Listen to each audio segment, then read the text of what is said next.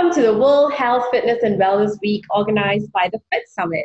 Today we are joined together with Ben Mactiernan, the head of growth for Vitruvian, a brand new system that sheds new light and experiences on strength training.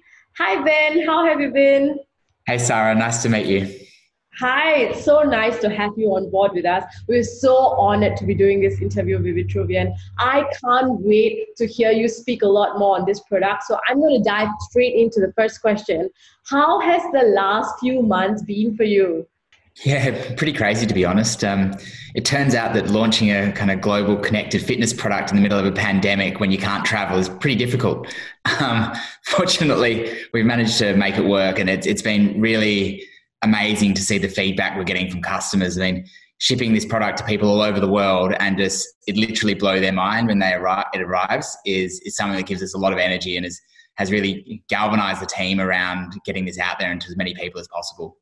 Awesome. That's awesome. Amazing news, Ben. Let me just dive on to the second question. I know a lot of people are super excited to hear what Vitruvian is all about. But before we dive into Vitruvian, let's talk about the at-home connected fitness and wellness market. What are your thoughts on its growth so far and where it is headed globally? Yeah, it's a really interesting question, Sarah.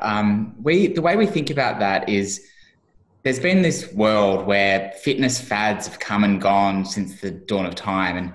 And I think they've always promised something that was not achievable in the sense that you could get fit quick and do no work and all of a sudden you'd have this ripped, amazing body and be as fit as anything. And it just turns out that's not true.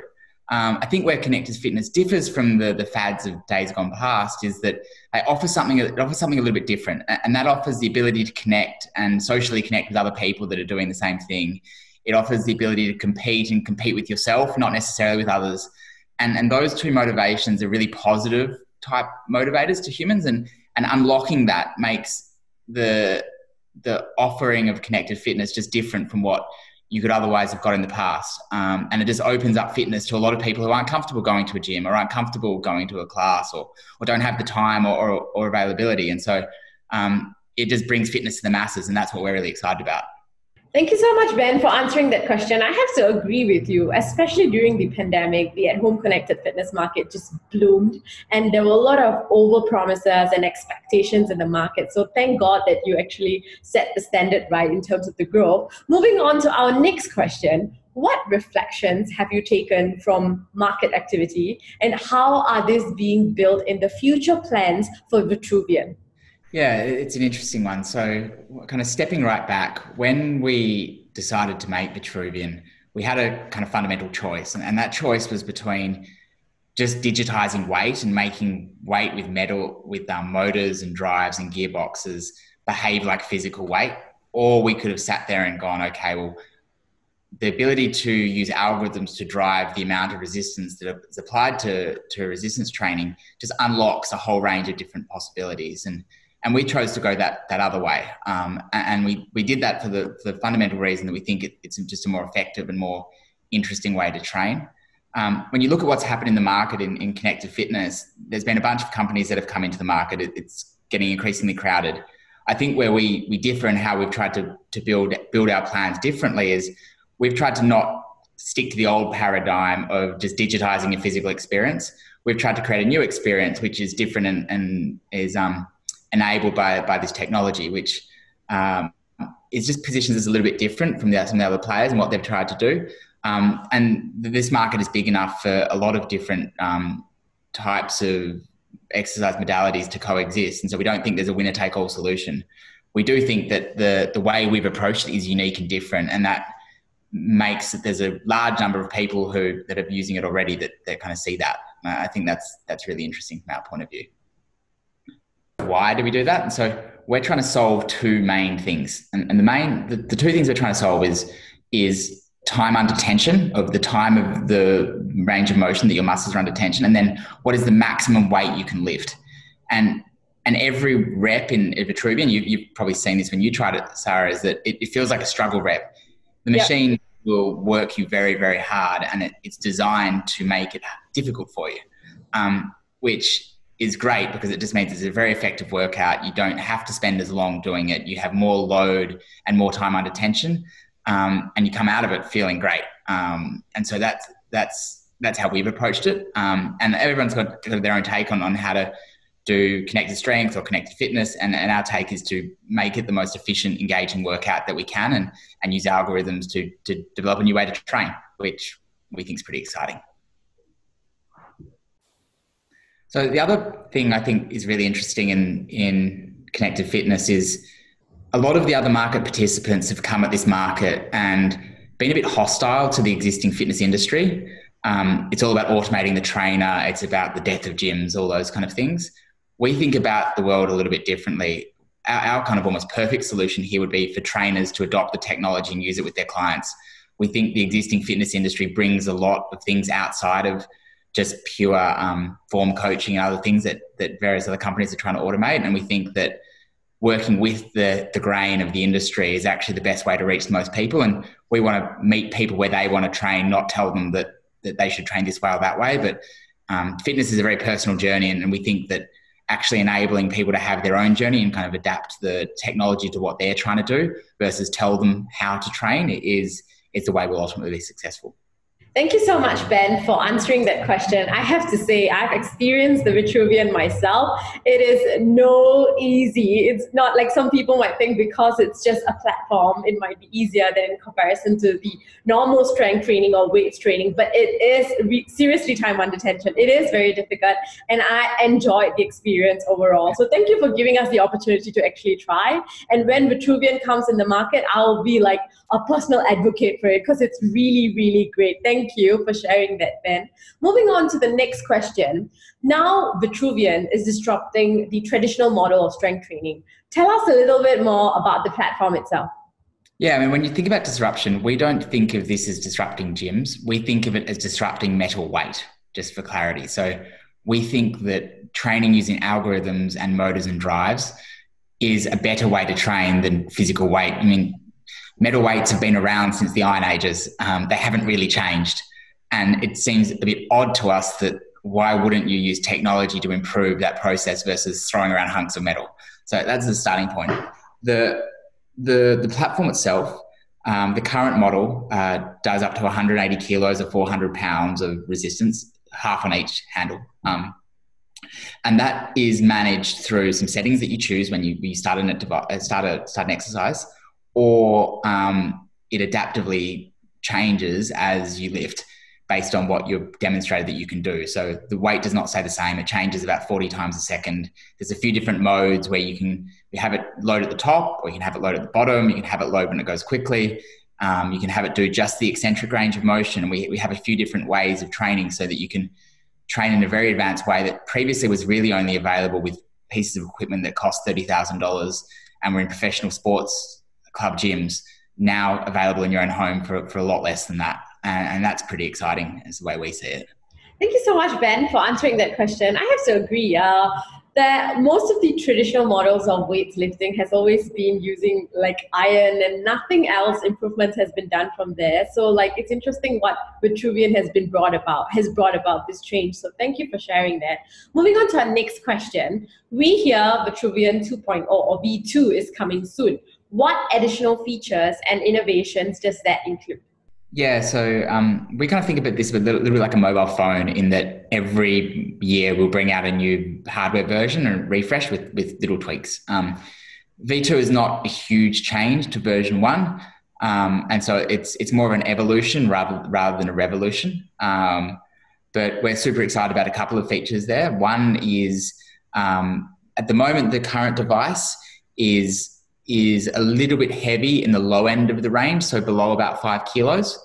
This version will have allow a lot lighter weight, and for the machine to be very responsive at low weights, which for certain exercises is very useful. And so that's the main change that a user would feel. A lot of the other things are quite nerdy things behind the scene that the product engineers get super excited about, but the rest of us kind of go, well, that's not that interesting. I mean, the cool thing about version 1 or version 2 or version 3 is that we can update the firmware remotely. So a lot of the features that are not available on the device today, with a firmware release from remotely wherever you are in the world, we can make that device better. It's every every week or a month that we make some changes to the firmware that's updatable remotely. And so there is some hardware changes with V2, but the firmware changes that will come with V1, V2 will get updated regardless of which machine you buy.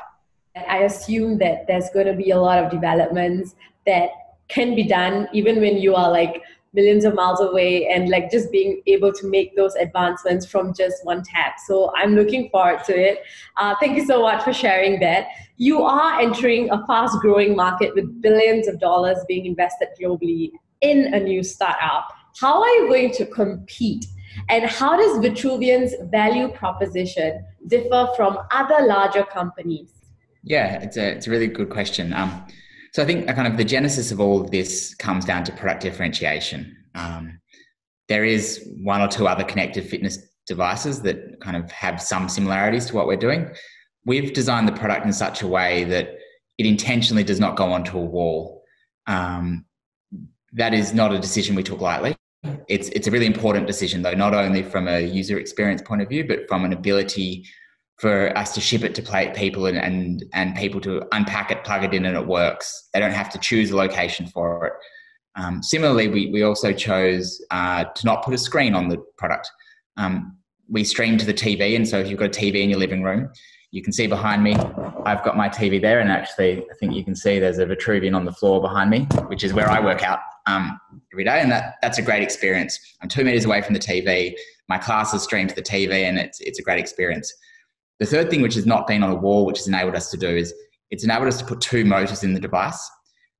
So those motors mean that we have double the weight effectively of the next closest device. So if you're really into strength training, and I'm not the strongest guy, but I would already max out easily any of the existing connected fitness devices. And this goes up to 180 kilos. And so when you get to a deadlift and it loads 100 and something kilos on the top of the deadlift and it feels like it's pulling you through the floor, it's an experience that you cannot get on any other product out there. And so, yes, there's companies with heaps of money. We think that our product stacks up like for like, and there'll be a large number of consumers for a variety of reasons that would prefer our product today in a Generation 1 device than those products because there's pure differentiation. And in a lot of aspects, we believe our product's better. Thanks, Ben, for sharing that. I like that mini tour that you gave us on Vitruvian and your TV. But I also have to say, I recently saw a marketing campaign for Vitruvian where I saw the whole equipment being slide under the sofa, which kind of gave me that, hey, this is so easy to move around. So I think that was the kind of angle that you guys were looking at when actually designing the equipment. So you're really very successful in doing that, I have to say. So yeah, it's a very slim one. Like, it's only 11 centimeters high. So even the lowest couch you can generally get under. And we kind of think for particularly the Asian markets where a lot of people live in apartments and they're quite small format, that is really important because you just don't have a lot of space. That really caught my eye. So I have to say good job to your marketing team. That was a really nice way to put on how easy it is to move and keep the Vitruvian model anywhere. Moving on to our next question. We've seen companies struggling with manufacturing products at scale. As they scale, are you at risk of an inventory struggle? I think for our version 1, we made some small choices around certain parts, which the main reason, the genesis behind doing a version 2 in the back half of this year will be to be able to scale up production faster. We fortunately have been able to produce a reasonable quantity week on week, and it hasn't been a huge issue. But we know we can't go a lot faster than we currently are simply because we'll hit up against a wall. So the product in itself is designed with largely parts that are easy to source and put together, but we're really focused on making sure that this is a mass scalable product, and we believe our Generation 2 product should be able to do kind of 20,000 units a month with no dramas. And so we're gearing up for that, and it's a really challenging time for all companies, I think, in this space. But the way we built the product has been with one eye on that because we knew it was going to be a problem. And so the cool thing at the moment is not only that, is I can ship one of these pretty much anywhere in the world today. And because it's, as you said, it fits under a couch, it's not too big on a plane. It's not too big to ship around in the back of a truck. And so it makes everything a lot easier having that architecture versus having something that's big and bulky and weighs a lot, or you have to put on a wall. That just makes it really hard to set up supply chain. And we've solved most of that, which is really makes my job a lot easier. Thank you so much, Ben, for sharing that. Moving on to our second last question. You are the head of growth at Vitruvian. What is the biggest obstacle to your growth, and what keeps you up at night? Yep. It's an interesting one. So, funnily enough, like we haven't had a lot of problem selling this product, which has surprised us a little bit. One of the things we still believe is to be very true is there's a process in the journey of people buying a product like this. It's not a cheap piece of equipment, and that you're asking people to spend kind of almost 3,000 Singaporean dollars on a piece of kit they typically have never tried before. And we kind of thought that why would anyone do that? No one's tried this. It looks like a bit of a cool idea. And what we do find every time almost is that people go, that looks cool. I think I like it, but it's $3,000. I'm not going to buy something for $3,000 that I've never tried. Then for whatever reason, if they happen to be in Australia in certain locations or in other places, they try it and they go, wow, that's actually a lot cooler than I thought it was going to be. I want one. That's the general way it goes. And because of that, we were very nervous about the ability to sell it when people couldn't try it. So the thing that keeps me up at night is how do we build a scale way for people all over the world to try the technology to make it easier for them to buy it. We can sell online as we're doing at the moment, and that works at a certain scale. But for us to reach that real critical mass, we need to enable trial in a mass way. And it's a bit scary, the concept of having people in every country around the world facilitating that process, because that's not a small exercise. So it's a good problem to have, but it's still something that kind of we grapple with. How exactly do we do? Because it'll be very difficult. And that's why we're really looking to partners to kind of work with the right people. And I think you've had Evolution on before. And so Evolution Wellness invested in Vitruvian to be that partner for Southeast Asia. So they're launching Vitruvian in their Singaporean and Hong Kong clubs in May, which is super exciting for us because it solves that trial problem. Ideally, if we find similar people all around the rest of the world, that would make me sleep a lot easier at night at least. I have to agree on that, Ben. Thanks for sharing that, because like in personal experience, I heard about Vitruvian through Evolution Wellness, and also the part where I was actually looking through my Instagram, and I know that you guys have another way of marketing, which is sending it to influencers all across the world. And I saw this model that I was following on Instagram, and she was like she's a fitness model, and she was using Vitruvian. And right after I used it, and I was like, hey, she's all the way in Germany, by the way. So when I saw her using it, I was like, oh, wow, like they've reached so far. And that's really interesting to see how your marketing model works as well. It is being spread everywhere. It is being shown. So I only wish you all the best. With the final question, what excites you for the next 4 to 5 months, personally and for Vitruvian? Yeah, I mean, I think the thing that excites me is just getting as many people using this and trying it as possible. Like, I kind of started using it about 6 months ago myself, properly. And I've found that we were only really early into this journey of people. The first people that bought it have had it for 3 months now, roughly. And we're starting to see some of the kind of feedback that's come back and going, I've never been this fit or this strong, and just seeing some of those results. And it's not about me going from being fat to being ripped. It's more from me feeling stronger about and better about myself, and starting to see some of those customer stories come through is really energizes the whole team. And so to be able to influence the wellness and fitness of others at scale remotely through a technology that is only just hit the market is really, really exciting. And to be able to do that at some level of scale is even better. And we're just starting to see that come through, and the feedback and the kind of customer reviews we get they're hilarious and great. And it keeps you going. And that's really why we're all here. So looking forward to doing that at bigger and grander scale and as many people as possible. Thank you so much for sharing this, Ben. I absolutely enjoyed this interview. Thank you so much for sharing insights about Vitruvian, what's going to happen in the next upcoming months. And I'm excited for where this technology is going to take us further. Any final words for all our attendees watching this? I mean, you've just got to get to a place that has one and give it a try. We'd love to hear what you think. The good, the bad, and the ugly. We think we've got a great product, and if you haven't tried it yet, you really need to. Thank you so much, Ben. Thank you.